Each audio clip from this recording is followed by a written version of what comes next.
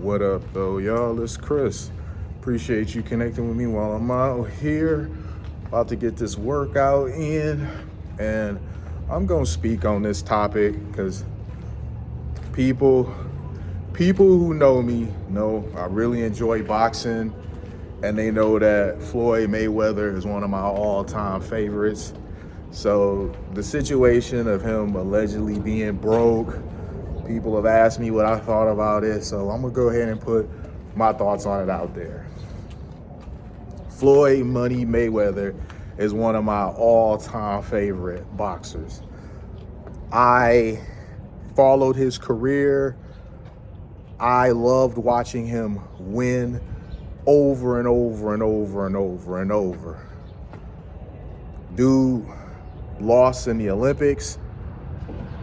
He was crying because he got robbed. And I love the fact that he ain't lose again ever after that. Like, really, I absolutely love Floyd Mayweather as a pro athlete. I love his bravado. I love his confidence. I love that dude is so unapologetic. He like, I'm the best ever, and I don't care. I dug how he would come out of retirement, and this may seem like I'm glazing a bit, but y'all listen, I'm for real. Like, he's one of my all-time favorites.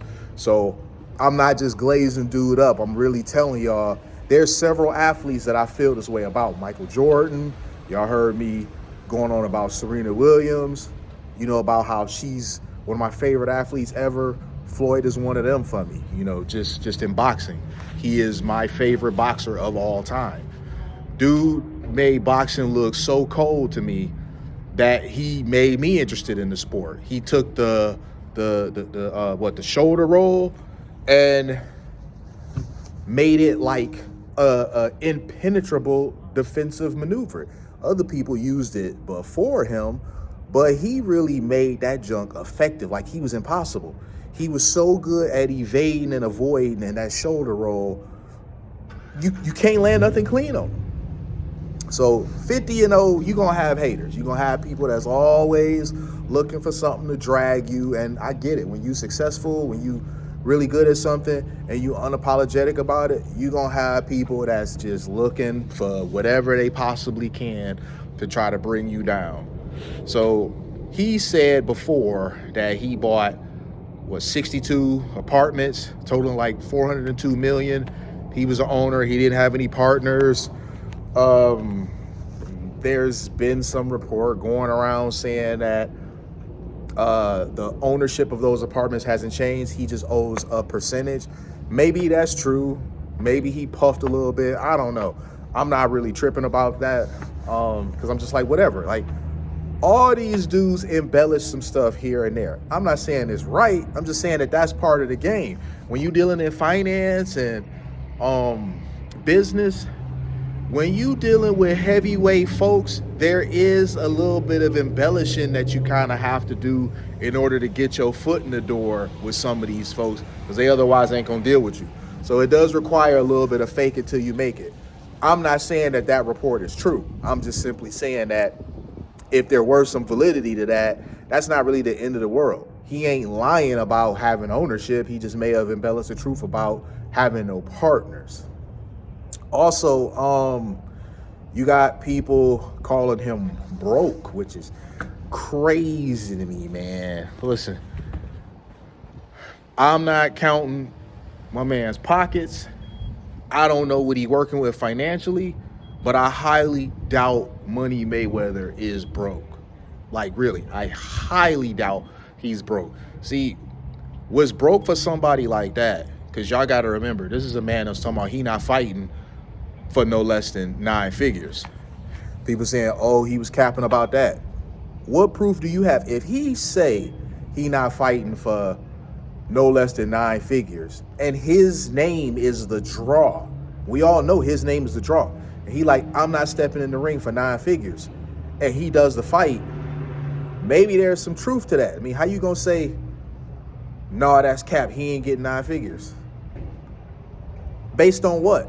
He, the guy that's actually doing the event, is saying, this is what I'm getting paid, and you who have no insight into the matter whatsoever is saying that he's not as if you would know.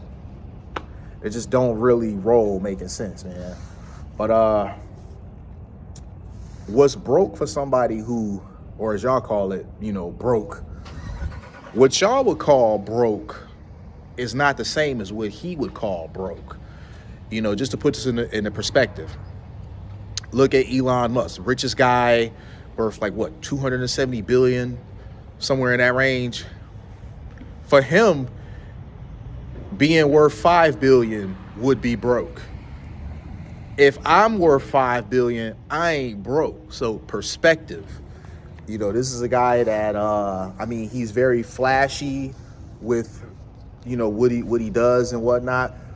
But y'all are crazy if y'all think that with the money this man has made over the course of his career, that because he bought a few Bugattis and watches and whatnot, that he must be broke, that he's that bad with his money to where he would be broke.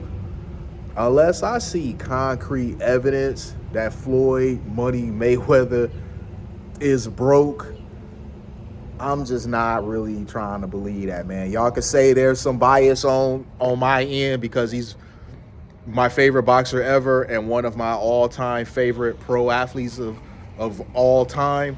Y'all could say there's some bias there. And I'm willing to admit there is some bias there, sure. But bias as it may be, if I'm shown proof, my opinion will change. It's not like I'm like unreasonable and unwilling to be convinced whatsoever. It's just that the people who talking about this have no way of knowing for sure. So why would I ever take some outside person that can't prove anything? Why would I take their word as being factual? I wouldn't want nobody to do that about me. I wouldn't want somebody going around there that knows nothing about my life, nothing about my personal finance, going around and doing interviews and stuff, talking about my shit as if they're an expert, and then people start believing it. That would be terrible. So I'm not going to do that because I wouldn't want nobody to do that with me. So I'll leave it there, man. Y'all let me know what y'all think about this one. I'm going to holler at y'all soon. Peace.